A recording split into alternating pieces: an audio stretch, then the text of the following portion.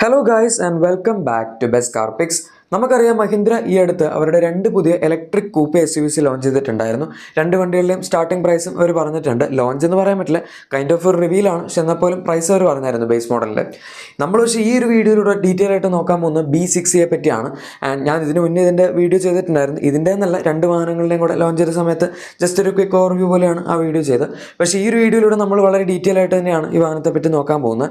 ഏറ്റവും ബേസിക്സ് തുടങ്ങുകയാണെങ്കിൽ ഈ വാഹനം മഹീന്ദ്രയുടെ ഇംഗ്ലോ എന്ന് പറഞ്ഞ, അതായത് ഇന്ത്യ ഗ്ലോബൽ എന്ന് പറഞ്ഞ പ്ലാറ്റ്ഫോമിൽ ബേസ് ചെയ്താണ് വരുന്നത്.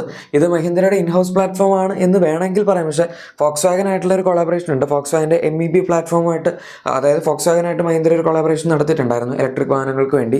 ഇത് അത്യാവശ്യം മോഡുലർ ആയിട്ടുള്ള ഒരു പ്ലാറ്റ്ഫോമാണ്. പല രീതിയിലുള്ള ബോഡി സ്റ്റൈൽ വാഹനങ്ങൾ ഇതിനകത്ത് നിർമ്മിക്കാം. പിന്നെ ഇത് ഭയങ്കര അഡാപ്റ്റബിൾ ആണ്. അതായത് നമുക്ക് റിയർ വീൽ ഡ്രൈവ് വേണം, റിയർ വീൽ ഡ്രൈവ് കൊടുക്കാം.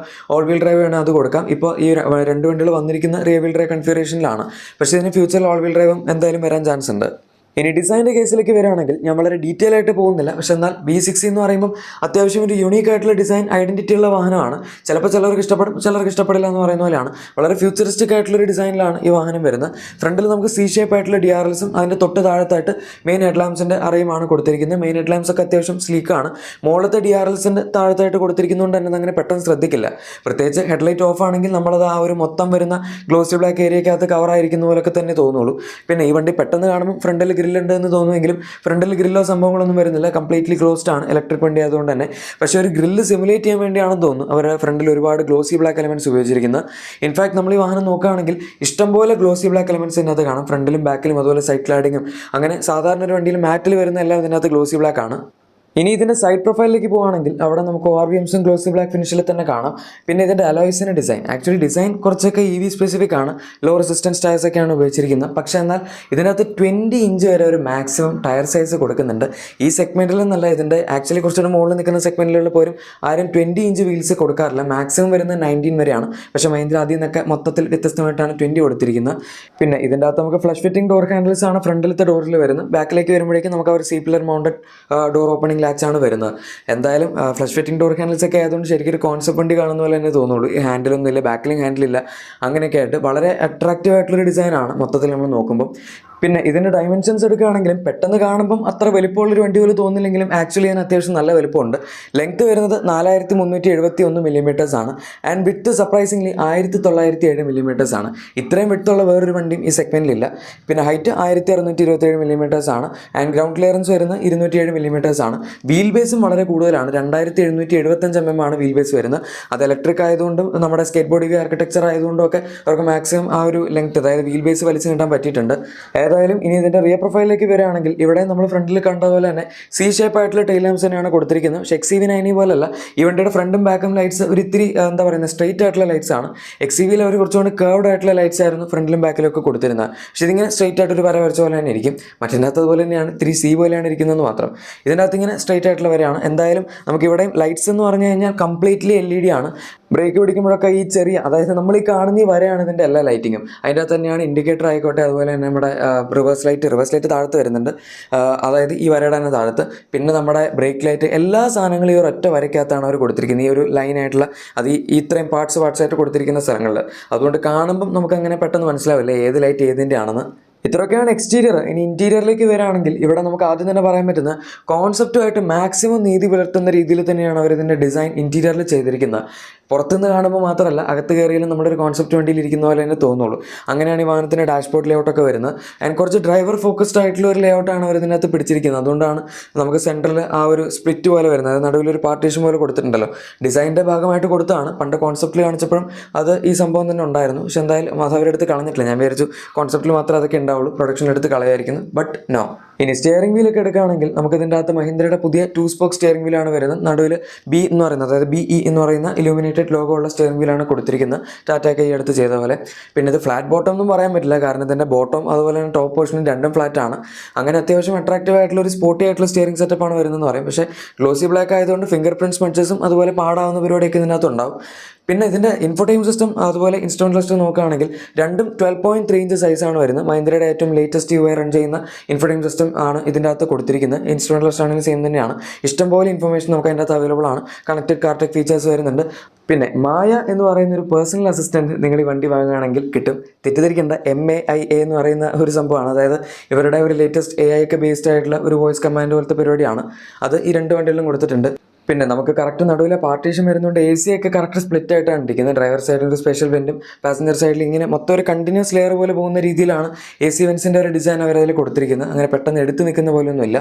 ഇനി സെൻറ്റർ കൺസോളിൻ്റെ ഒരു ഡിസൈൻ നോക്കുകയാണെങ്കിൽ നമുക്ക് കാണാം മഹീന്ദ്രയുടെ പുതിയൊരു സ്റ്റിക്ക് പോലത്തെ നമ്മുടെ ഡ്രൈവ് മോഡ് സെലക്ടറാണ് കൊടുത്തിരിക്കുന്നത്. അത് കാണാൻ അത്യാവശ്യം നല്ല രസമുണ്ട്. ഈ എയർക്രാഫ്റ്റിലൊക്കെ വരുന്ന പോലത്തെ ഒരു സ്റ്റിക്ക് പോലത്തെ സംഭവമാണ് പിടിച്ചിരിക്കുന്നത്.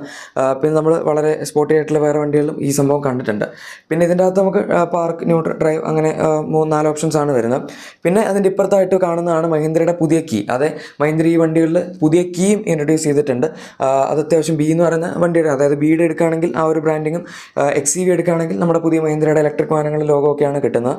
മൊത്തം ഗ്ലോസി ബ്ലാക്കിലാണ് ഒരു പാനൽ കൊടുത്തിരിക്കുന്നത്. പുഷ് ബട്ടൺ സ്റ്റാർട്ടും നമ്മുടെ കീ വെച്ചിരിക്കുന്ന ആ ഒരു പോർഷൻ്റെ കുറച്ച് ഫ്രണ്ടിലായിട്ട് വരുന്നുണ്ട്. ഇനി എക്സ്ക്ലൂസീവ് ഫീച്ചേഴ്സിലേക്ക് വരികയാണെങ്കിൽ നമ്മളിപ്പോൾ പറയുന്നതെല്ലാം ടോപ്പ് എൻഡിൽ മാത്രം കിട്ടുന്ന ഫീച്ചേഴ്സാണ്, ബേസ് മോഡലുള്ളതല്ല. ബട്ട് സ്റ്റിൽ ടോപ്പ് എൻഡിൽ നമുക്ക് ഇതിൻ്റെ അകത്ത് റിയർ എൻ്റർടൈൻമെൻറ്റ് സിസ്റ്റം അവൈലബിൾ ആണ്.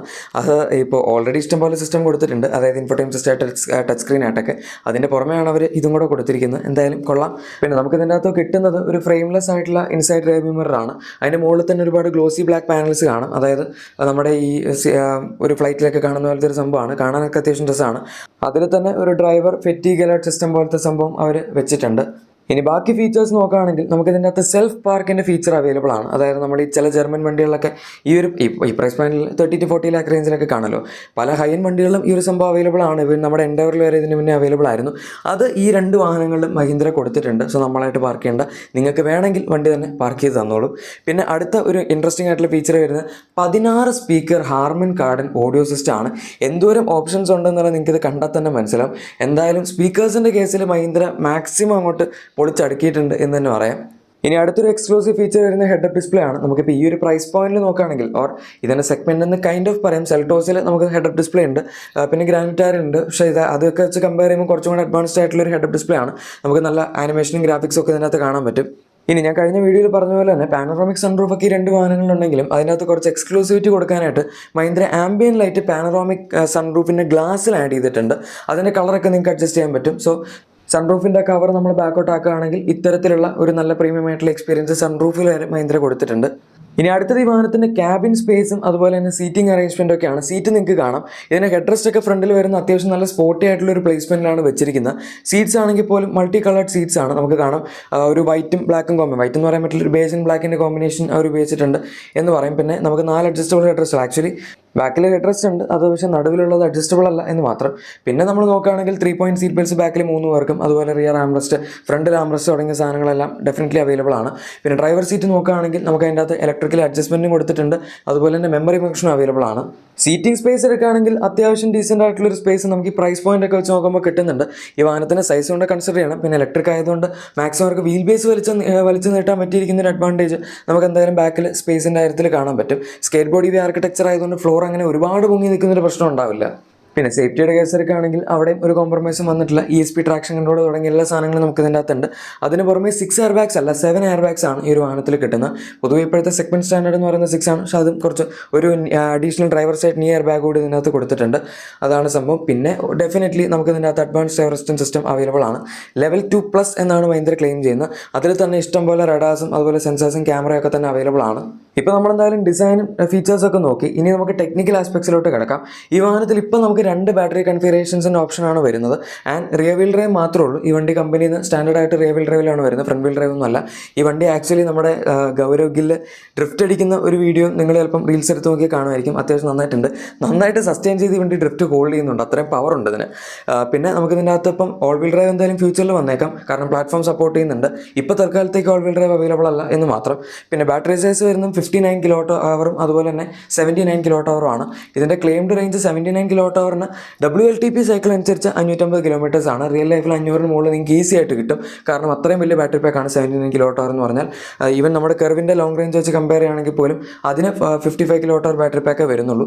പിന്നെ ഇതിൻ്റെ 59 കിലോ വാട്ട് അവർ മോഡൽ നോക്കുകയാണെങ്കിൽ അതിൽ നമുക്ക് 231 PS അടുത്ത് പവറും അതുപോലെ തന്നെ 380 ന്യൂട്ടൺ മീറ്റേഴ്സ് ടോർക്കുമാണ് കിട്ടുന്നത്. ഇനി അതല്ല 79 കിലോ വാട്ട് അവറുള്ള ബാറ്ററി പാക്കുള്ള വേരിയൻ്റ് എടുക്കുകയാണെങ്കിൽ അതിൽ 286 PS അടുത്ത് പവറും 380 ന്യൂട്ടൺ മീറ്റേഴ്സ് തന്നെ ആണ് ടോർക്ക് വരുന്നത്. ടോർക്ക് ഓൾമോസ്റ്റ് സെയിം ആണ്.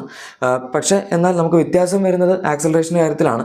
ടോപ്പ് എൻഡിലേക്ക് വരുമ്പോഴേക്കും പവർ കൂടുതലായതുകൊണ്ട് 6.6 സെക്കൻഡ്സ് മാത്രമാണ് ഈ വാഹനത്തിന് 0 to 100 എത്താനായിട്ട് എടുക്കുന്ന സമയം. അതായത് വളരെ ഫാസ്റ്റാണ് ഈ ഒരു സെഗ്മെൻറ്റിലുള്ള, അല്ലെങ്കിൽ ഇതിൻ്റെ റൈവൽസ് ആയിട്ടുള്ള മറ്റേത് ഇലക്ട്രിക് വണ്ടി വെച്ച് നിങ്ങൾ കമ്പയർ ചെയ്താലും വളരെ ഫാസ്റ്റ് ആയിട്ടുള്ളൊരു വാഹനമാണിത്. പിന്നെ പൊതുവെ ഇപ്പോൾ ഈ സെഗ്മെൻറ്റിൽ അധികാരം കൊടുക്കാത്തൊരു സംഭവമാണ് ഫാസ്റ്റ് ചാർജിങ്. മഹീന്ദ്ര പക്ഷേ അതും കൊടുത്തിട്ടുണ്ട്. 175 kilo watt DC fast charging support ഈ വാഹനത്തിൽ വരുന്നുണ്ട്. അതുകൊണ്ട് തന്നെ 20 to 80% ചാർജ് ജസ്റ്റ് 20 മിനിറ്റ്സ് മാത്രമേ എടുക്കുകയുള്ളൂ. അത് പക്ഷേ DC ഈ ഒരു 175 കിലോ വാട്ട് സപ്പോർട്ട് ചെയ്യുന്ന ചാർജർ നിങ്ങളോട് കുത്തണം. അത് നമുക്ക് ഇന്ത്യയിൽ ഒരുപാട് സ്ഥലങ്ങളില്ല, അതാണ് വേറൊരു പ്രശ്നം. പക്ഷേ ഫ്യൂച്ചറിൽ എന്തായാലും അതൊക്കെ വരുമായിരിക്കും. ഇതിനൊക്കെ പുറമെ ഇത്രയും പോസിറ്റീവ്സ് നമ്മൾ പറഞ്ഞു. ഇതിന് അഡീഷണൽ ആയിട്ട് മഹീന്ദ്ര ഈ വാഹനത്തിൽ ലൈഫ് ടൈം വാറണ്ടിയാണ് കൊടുക്കുന്നത് നിങ്ങളുടെ ഫസ്റ്റ് ഓണർ ആണെങ്കിൽ. ഇനിയിപ്പം ഫസ്റ്റ് ഓണർ മാറി സെക്കൻഡ് ഓണറിലേക്ക് പോകുകയാണെങ്കിൽ യാതൊന്നും പേടിക്കേണ്ട ആവശ്യമില്ല. സാധാരണ സ്റ്റാൻഡേർഡ് എന്ന് പറയുന്നത് 1.6 lakh കിലോമീറ്റേഴ്സും 8 ഇയേഴ്സും ആണെങ്കിൽ മഹീന്ദ്ര നേരെ കുറച്ചും കൂടെ ഹൈ ആയിട്ട് 2 lakh കിലോമീറ്റേഴ്സ് ഓർ 10 ഇയേഴ്സിൻ്റെ വാറണ്ടിയാണ് ഇതിനകത്ത് ബാറ്ററിയിൽ കൊടുത്തിരിക്കുന്നത്. ഇനി ലാസ്റ്റ് ആൻഡ് ഫൈനലായിട്ട് നമുക്ക് പ്രൈസും കൂടെ നോക്കാനുണ്ട്. ഈ വണ്ടിയിൽ 3 വേരിയൻസ് ആണ് വരുന്നത്. വേരിയൻ്റ് അങ്ങനെ പ്രത്യേകിച്ച് വലിയ പേരൊന്നുമില്ല. പാക്ക് 1, പാക്ക് 2, പാക്ക് 3 എന്നാണ് വേരിയൻസിൻ്റെ പേര്. അതിൽ പാക്ക് 1 വേരിയൻ്റെ പ്രൈസ് അവർ പുറത്തുവിട്ടിട്ടുണ്ട്. 18.9 lakhs ആണ് എക്സ്-ഷോറൂം പ്രൈസ് വരുന്നത്. അതിലും ആവശ്യത്തിനുള്ള ബേസിക് ഫീച്ചേഴ്സൊക്കെ വരുന്നുണ്ട്. ഇതിൻ്റെ ഡെലിവറീസ് അവർ അടുത്ത വർഷം ഫെബ്രുവരി എൻഡ് അല്ലെങ്കിൽ മാർച്ച് സ്റ്റാർട്ടിംഗ് ഒക്കെ ആകുമ്പോഴേക്കും തുടങ്ങും എന്നാണ് പറയുന്നത്. എന്തായാലും ഗൈസ്, നിങ്ങൾക്ക് ഈ വണ്ടിയും അതുപോലെ തന്നെ ഈ വീഡിയോ ഇഷ്ടപ്പെട്ടെന്ന് വിചാരിക്കുന്നു. ഇഷ്ടപ്പെട്ടെങ്കിൽ തീർച്ചയായും ലൈക്കും സബ്സ്ക്രൈബും ഷെയറും ഒക്കെ ചെയ്തേക്കാം. നമുക്ക് മറ്റൊരു വീഡിയോയിൽ കാണാം. Thank you for watching A video and good bye.